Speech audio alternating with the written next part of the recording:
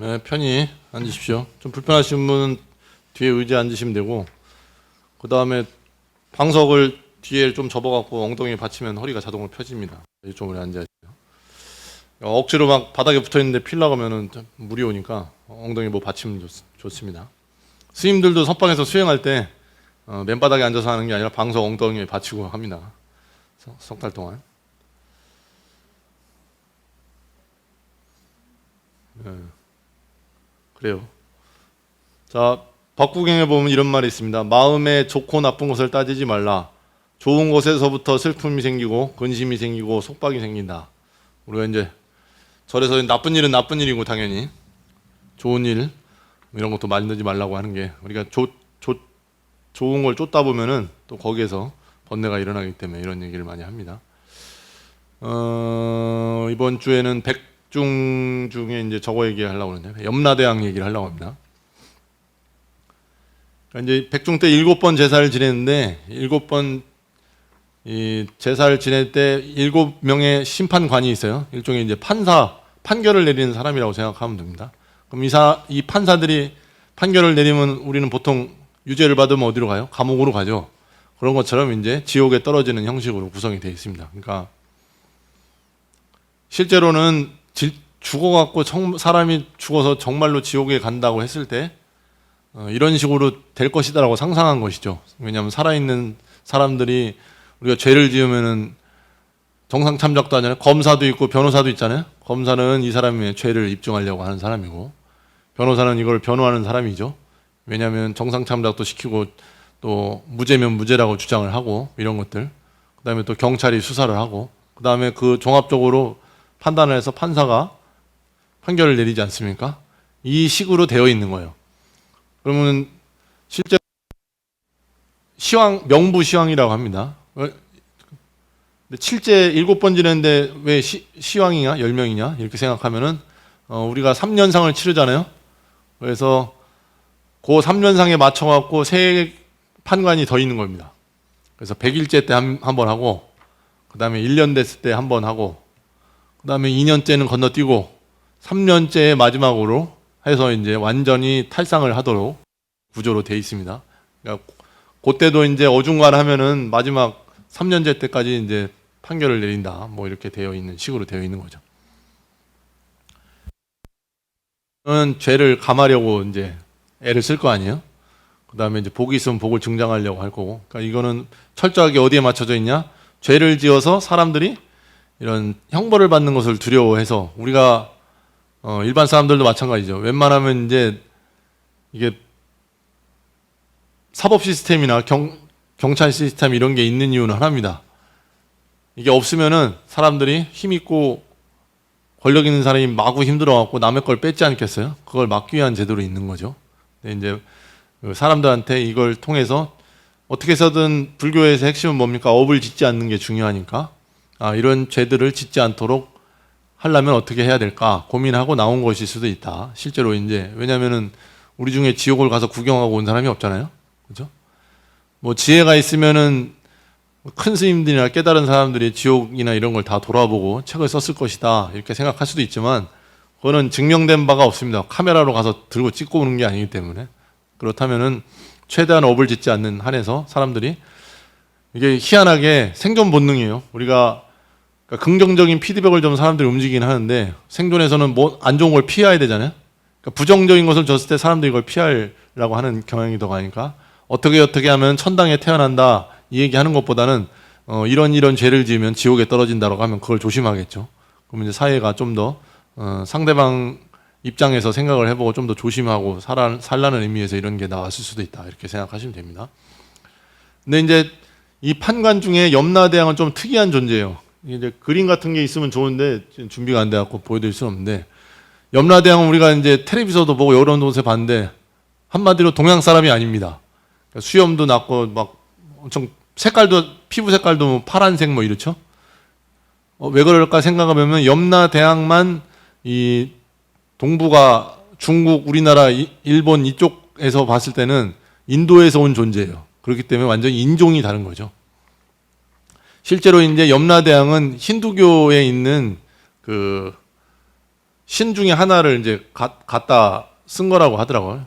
이제 명계신이라고 이제 힌두교에서 지옥의 신이 있어요. 그 사람이 이제 야마가가라는 신이 있는데 이 사람이 똑같이 지옥에서 이제 사람들을 판단하는 역할을 합니다.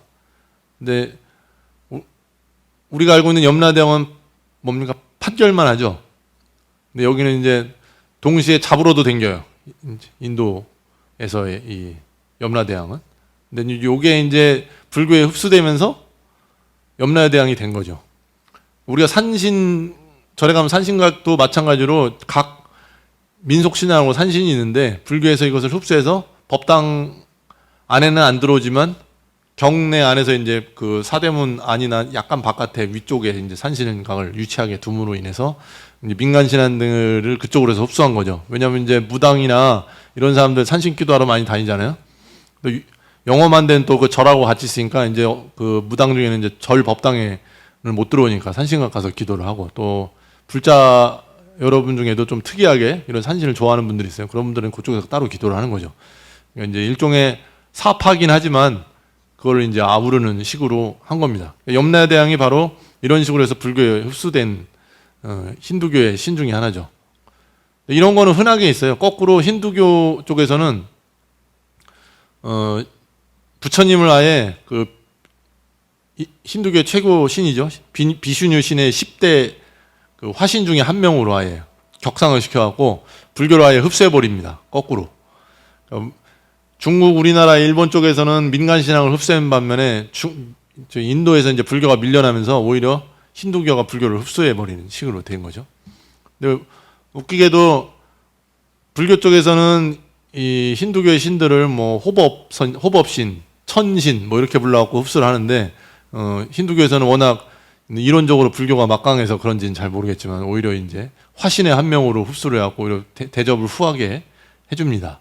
거꾸로. 이제 불교는 이제 다른 나라로 오히려 퍼져나가기 때문에 이제 우리가 알고 있는 뭐 여러 가지 뭐 천신들 이런 거 전부 다 힌두교 이쪽 인도에 있는 지방 신앙하고 흡수된 거죠. 관세음보살 같은 경우도 이제 티베트 쪽에서 이제 있는 신앙을 흡수했다고 이렇게 알려져 있는 거와 마찬가지로. 근데 이제 인기는 관세음보살이 더 많죠.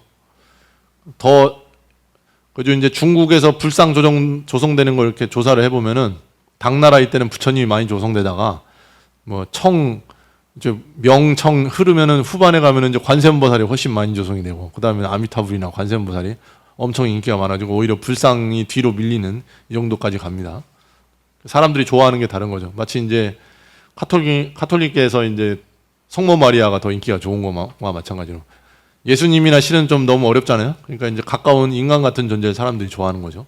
관세음보살도 마찬가지로 이제 보면은 뭐 초인이나 그런 이미지보다는 우리가 좀 장신구도 하고 하니까 사람 같은 이미지가 있잖아요. 또 사람들은 소원도 들어준다고 하니까. 그러니까 이런 게 바로 민간신앙에서 불교나 다른 종에서도 다 이런 식으로 흡수합니다. 배척하기도 하는데 보통은 파괴하거나 파괴하는데 다 파괴할 수가 없기 때문에 그런 일부분은 뭐 카톨릭이나 기독교 그다음에 그쪽에서도 다 이런 걸 어느 정도는 흡수합니다. 그와 마찬가지죠. 우리가 알고 있는 염라대왕은 중국이나 이쪽에서 인도의 신을 흡수해갖고 불교에서 거꾸로 이제 지옥에 사람을 보내는 역할을 하는 게 바로 염라대왕이다 이렇게 생각하시면 됩니다.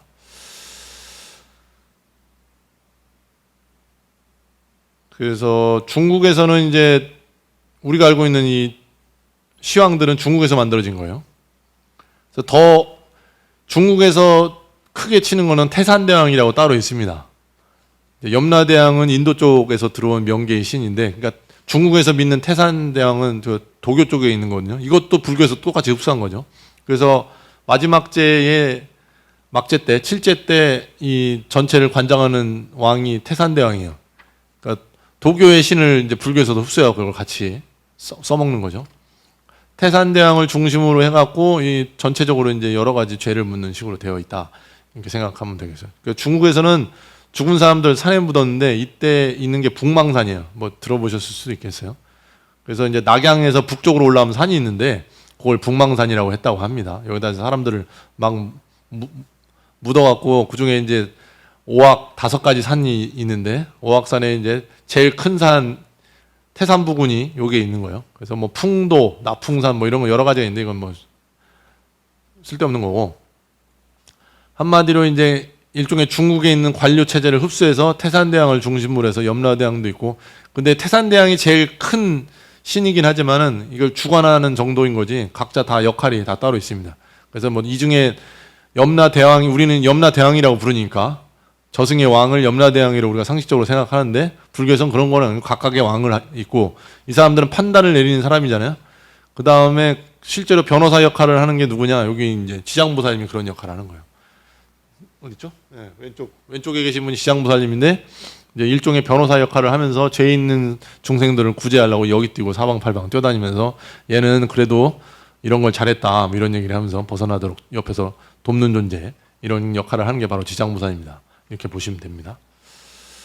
그래서 시황 중에서, 근데 이제 성격 자체는 험상궂게 생겼는데, 업경대를 보고 이렇게 하긴 해도 죄를 심판할 땐 좀 동정심도 있고, 생각보다는 험악한 사람이 아니고 이해하려고 애를 많이 쓰고 구제를 하려고 해주는 성격이라고 합니다. 그래서 이제 무속신앙이나 이런 데서 봤을 때는 이제 특히 염라대왕이 최고 신이고 부처님도 있는데, 염라대왕은 좀 험상궂게 생겼긴 했지만은 동정심도 강하고 이래서 중생을 구제하려고 애를 많이 쓰기도 한다고 해요. 왜 이러냐? 염라대왕의 설화를 보면은 실제로는 처음부터 저승에서 이 심판을 해갖고 데리고 가는 사람이 아니었고 원래는 사람이었다고 합니다. 근데 최초에 죽은 사람이 염라대왕이라고 해요. 그러니까 죽어갖고 저승에 갔는데 처음엔 저승이 평화로웠다고 해요. 근데 이제 인구가 늘어나고 점점 하다 보니까 죄 지은 사람들이 자꾸 와갖고 저승을 더럽히는 거예요. 살아있을 때랑 똑같이 이 사람 저 사람 괴롭히고 저승에서 막 이러니까 이제 제일 먼저 죽은 사람이 염라대왕이니까 사람들이 어떻게 좀 해보라고 이렇게 얘기를 하니까, 그러면 내가 얘네들을 데리고 지옥으로 갈게, 이렇게 해서 딴 데로 갈게 했는데 그게 이제 지옥이 돼서 이제 인도에서 이제 만들어진 얘기를 보면 그렇게 되어 있습니다. 가지고 지옥으로 가서 이 사람들을 데리고 가다 보니까 자기가 원해서 한 게 아니라 어쩔 수 없이 제일 처음에 죽은 사람이라 할 게 없으니까 좋은 데로 사람들을 데리고 간다기보다는 일단 좋은 데에 있는데 거기서 사고 치는 애를 데리고 밑으로 내려가서 살다 보니까 이게 명계를 관장하는 신이 됐다. 이게 염라대왕의 그 효시라고 되어 있습니다. 그러니까 생긴 거는 험상궂게 생겼어도 사람이다 보니까 동정심이 있어서 웬만하면 구제를 해주려고 애를 많이 쓰는 이런 존재로 되어 있습니다. 보면 이제 이것저것 보면 그렇게 나와 있어요. 그래서 이게 지난주에 한번 얘기를 했는데, 이게 정식 경은 아니에요. 우리가 알고 있는 명부, 시황 이런 거 전부 다 정식으로 만들어진 경은 아니고 위경입니다. 위경. 그러니까 그러니까 완전히 그릇된 불교의 기초 교리에 맞지 않는 경전이긴 한데 사람들이 좋아하니까 그냥 위경이긴 해도 그냥 냅두는 거죠. 그러다 보니까 이제 절 안에 시황단이나 명부전이 생기는 이유가, 뭐 일반 제가자들이나 이런 사람들은 이런 거 얘기가 너무 재밌잖아요. 좋고 이제 죄 안 지려고 애도 쓰니까. 그러니까 불교에서 그럼 뭐 그냥 냅두지 하고 이제 들여갖고 있는 게 명부전이고 합니다. 그래서 이제 불설예수 시황 칠생경 뭐 이런 경전이 있습니다. 뭐 이런 거 경전에서 이런 것들을 해서 이제 거기서 이제 그냥 민간 신앙을 흡수해 갖고 하긴 그러니까, 이제 아까 산신과 마찬가지로 이 경전에서 부처님이, 서가모니 부처님이 너도 이제 염라대왕으로 있긴 하지만 다음 생에는 부처가 될 것이다, 이렇게 수기를 내려서 불교에 귀하게 되었다, 뭐 이렇게 되어 있습니다.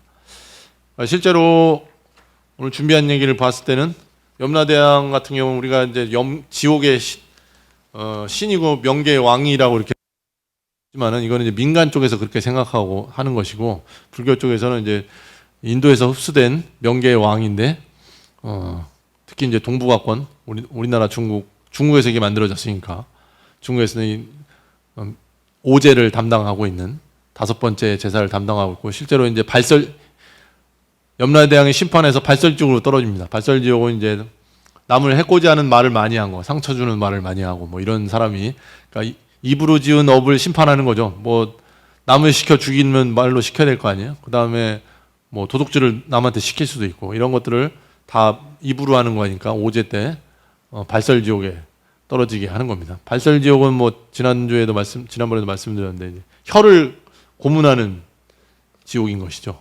아주 이제 그 혀를 꺼내 갖고 무두질을 해서 이제 우리가 금박지 하면은 펼 때 막 때려 갖고 쫙 피잖아요. 그러면 요만한 게 넓어지지 않습니까? 혓바닥을 이렇게 잘게 두드려 갖고 쫙 펴 갖고 거기다 이제 농사 짓고 쟁이질도 하고 뭐 칼로 쑤시기도 하고 막 이래 갖고 괴롭히는 이런 지옥이 이제 발설지옥입니다. 그러니까 이제 말 조심하라.